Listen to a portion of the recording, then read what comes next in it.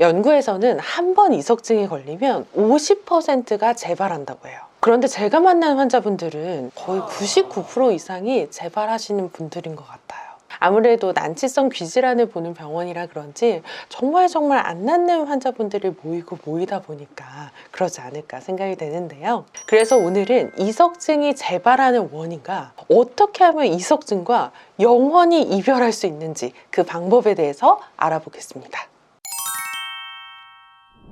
안녕하세요. 이명난청 완치학교의 민예은 원장입니다. 요즘 날씨가 추워져서 그런가 이석증 환자분들 더 많이 만나게 되는 것 같아요. 대부분 이 환자분들이 너무 오랜 시간 이석증이 재발하고 힘들어지다 보니까 사실은 병원에 나올 힘과 시도를 잘 못하게 되셔서 보다 못한 가족들 손에 이끌려 오시거나 아니면 가족들의 간곡한 권유로 그냥 한번 가기라도 해보자 해서 용기 내서 오시는 분들이 거의 대부분이신 것 같아요. 이게 이석증이 재발될 때마다 엄청난 공포와 불안이 생기기 때문에 나도 모르는 사이에 삶의 범위가 되게 많이 축소되는 면이 있거든요. 그래서 치료의 결정도 이렇게 적극적으로 못 하시는 경우가 좀 많은 것 같다. 그런 임상 현장에서 느끼는 그런 점들이 있어요. 이석증이 교과서상으로는, 우리가 숫자상으로는 이석증 환자분들의 15%에서 50% 정도가 재발하고 1년 이내에 30%가 재발하고 5년 이내에는 50% 이상의 환자가 재발한다라고 해요. 어떤 연구에 따르면 10년 된 이석증 같은 경우에는 약 37%, 거의 40%에 가깝죠. 40%의 환자분들이 2, 3회 반복적으로 이석증 재발을 경험한다고 합니다. 근데 이 연구상 이론상으로는 뭔가 체감이 잘 안 되잖아요. 근데 제가 이석증 환자분들을 매일 만났을 때 제가 경험하는 체감은 어떠냐면 90%도 아니에요. 거의 100%에 가까운 환자분들이 재발을 경험하고 계신 것 같아요. 아무래도 제가 만나고 있는 환자분들은 귀 건강이 오랫동안 안 좋았던 환자분들이 많아서 재발은 어떻게 보면 당연하다라고 볼 수가 있죠. 생각해 보세요. 내가 액세서리를 끼는데 큐빅이 녹슬어서 빠졌어요. 그래서 내가 이거를 힘들게 찾아가지고 다시 액세서리를 껴놨단 말이죠. 근데 내가 이거 머리에 하고 다니고 이렇게 하고 나면 얘가 남아있을 가능성이 얼마나 있을 것 같으세요? 거의 확률이 없다고 봐야겠죠. 이렇게 이석증은 한 번 생겨서 그 큐빅이 녹슬어 떨어져 나가고 나면 사실 완전히 없어진 건 이석이 아예 없어진 다음에야만 가능하기 때문에 재발은 거의 된다라고 볼 수 있습니다. 그러면 이 원장이 이거 노인 환자분들만, 나이가 많은 환자분들만 이석증이 재발되는 거 아니에요? 나는 젊고 짱짱한데 나 지금 20대인데 괜찮은 거 아니에요? 라고 하시는 분들이 있는데 제가 바로 이번 주에 졸업시킨 환자, 이번 주에 졸업시킨 환자분도 20대 중반 여성분이었어요. 이 20대 중반 여성분은 무려 2년 전에 처음 이석증이 발병해서 3개월마다 계속 재발한 거예요. 불안했던 채로 2년을 사신 거예요. 이게 어떻게 환자분이 표현하셨냐면 자고 일어나서 눈을 딱 뜨면 마치 코끼리 코를 20바퀴 돈 것과 같은 그런 느낌이 드는데 온 세상이 돌고 눈도 돌거든요. 근데 이 사람이 자려고 할 때 내일 그 일이 일어나면 어떡하지? 하는 그 불안감 속에서 항상 주무셨다고 해요. 잠들 때마다 불안하고 아침에 눈 뜰 때마다 불안하니까 사실 삶의 질이 많이 떨어지는 거죠. 이렇게 나이가 젊든 나이가 많든 간에 이석증이 한 번 생기면 완치가 되진 않는 한 우리의 삶을 엄청나게 불안하게 만듭니다.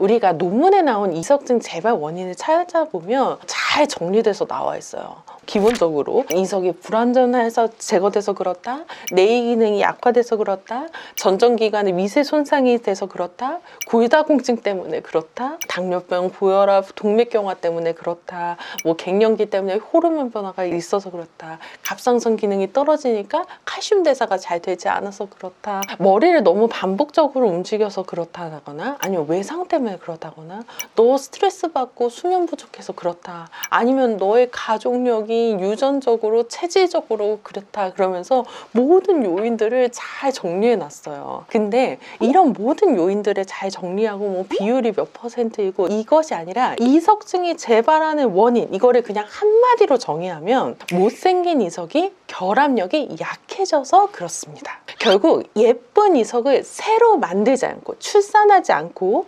결합력을 새로 세팅하지 않으면 재발이 100% 되는 거죠. 정복 치유연술만 딱 했으니까 이석 들어갔네? 그럼 이석 치료 끝? 이게 아니란 겁니다. 저는 이거를 불완전한 치료라고 봅니다. 결국 이석 자체와 결합력의 문제인데 정복만 하는 것은 임시 방편일 뿐이죠.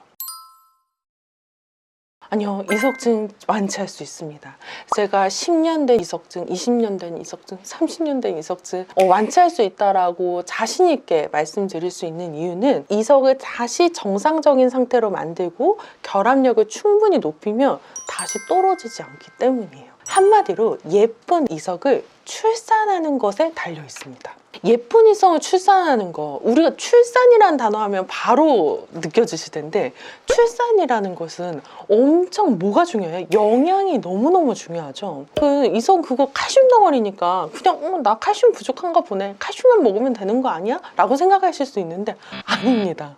칼슘 대사 과정, 그리고 못생긴 이성이 떨어지는 이 모든 과정들은 거의 진짜 아이를 출산한 거에 맞먹을 정도로 많은 영양 관련 시스템이 적용됩니다. 귀에 충분한 혈류 공급, 그리고 산소와 영양을 공급을 하기 위해서는 그 예쁜 이석을 낳는데 필요한 그 최적화된 환경을 최소 120일 이상 유지해야 됩니다. 젊은 사람 기준으로는 한 120일 정도 걸리고요. 나이가 많거나 아니면 만성질환이 있거나 대사질환이 있을수록 점점 이석을 만드는 그 결합 주기가 점점 길어지기 때문에 제가 조금 이 환자는 몸 상태가 그리 좋지 않다, 그래서 예쁜 이석을 출산하기에는 몸을 먼저 만들어야 된다라고 생각하는 경우는 거의 6개월까지 치료 기간을 잡습니다. 이때 사용되는 것이 이제 그 사람의 각각의 체질을 고려한 어떤 그런 맞춤형 처방이라든지, 어쨌든 우리가 건강한 아기 출산할 때도 막 몸 만든다고 하잖아요. 이 건강한 이석을 출산하려고 할 때도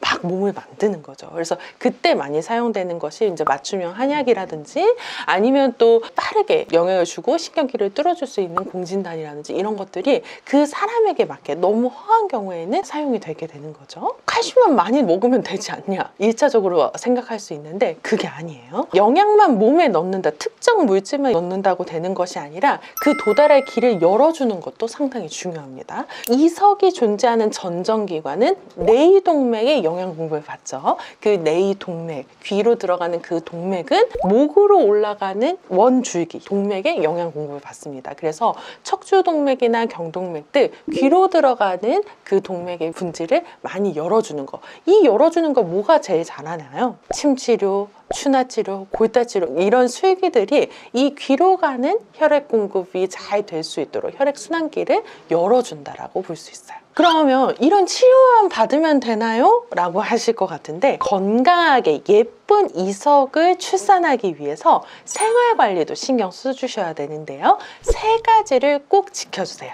첫 번째는 자세입니다. 이석증 환자분들은 웬만하면 베개를 높게 베시는 것이 좋아요. 그리고 자고 일어나거나 등산을 돌릴 때 고개를 획획 돌리지는 않도록 해주시고요. 특히 우리가 높은 베개를 베는 것이 이석증을 재발하지 않는 데 되게 중요하고, 또 우리가 완치 때에는 건강한 이석을 만들겠지만 현재 치료받는 그 시점에는 결합력이 약한 이석들이 있기 때문에 그 이석들이 떨어져 나와서 몸을 힘들게 하지 않게 하기 위해서라도 높은 베개를 베고 있는 것이 중요합니다. 그리고 또 높은 베개를 베고 자는 것의 또 하나의 이점은 뭐냐면, 대부분의 이석증 환자분들은 자율신경 기능이 많이 깨져 있습니다. 우리가 어지러움 느낄 때 막 토하게 되고 이렇게 하는 거 다 자율신경 반응이거든요. 그 자율신경계를 안정화하는 데에는 약간 베개를 높게 해서 하게 되면 호흡이 조금 더 깊어지는 면이 있어서 그런 그 호흡의 역할로도 자율신경계를 안정화시킬 수 있기 때문에 높게 주무시고, 우리가 평소에 쉰다고 할 때에도 이렇게 눕기보다는 기대서 이렇게 쉴 수 있도록 그렇게 항상 높은 자세를 유지해 주시는 거 저희가 꼭 티칭 드리는 부분이고요.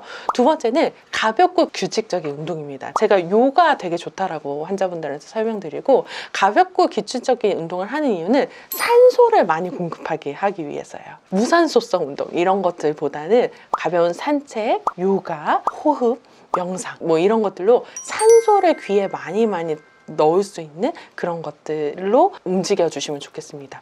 우리 이석증 환자분들이 재발이 될까봐 고개를 움직이면 뭔가 증상이 일어났다라는 트라우마가 다 있거든요. 그래서 되게 운동을 꺼리세요. 되게 안 움직이려고 하고 가만히만 있으려고 하고 점점 사회 환경도 발견되고 몸의 움직임도 되게 위축되게 되는데, 그러지 마시고 나는 귀에 많이 움직여서 산소를 공급해야 돼 하면서 좀 더 많이 움직여 주시면 좋습니다.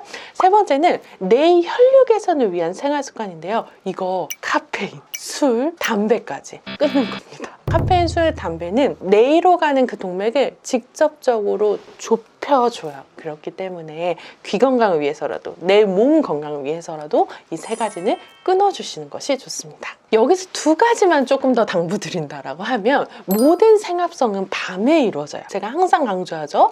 밤에 수면 시간이 내 몸의 의사가 일하는 시간이라고 제가 설명드리잖아요. 7시간에서 8시간 수면 시간 꼭 지켜주시고요. 칼슘이 부족하니까 칼슘과 비타민 D 두 개가 합쳐져야지만 생성이 되는 거 잘 알고 계시죠? 근데 그 비타민 D는 햇빛으로 활성화되기 때문에 사실 칼슘이 부족하다고 해서 칼슘 영양제를 많이 먹기보다는 일반적으로 저희가 먹는 자연식을 하시되 햇빛을 잘 쐬주시면 충분한 칼슘 용량이라고 봅니다. 그래서 저희는 기아 상태가 아니기 때문에 충분히 자연식을 하시면 되시고, 오히려 식품 먹는 거에 관련돼서는 귀가 말초이거든요. 이 말초에 염증을 일으키는 거는 다 거의 가공식품에서 나와요. 그래서 가공식품들 최대한 멀리 해주시는 것을 더욱 추천드립니다.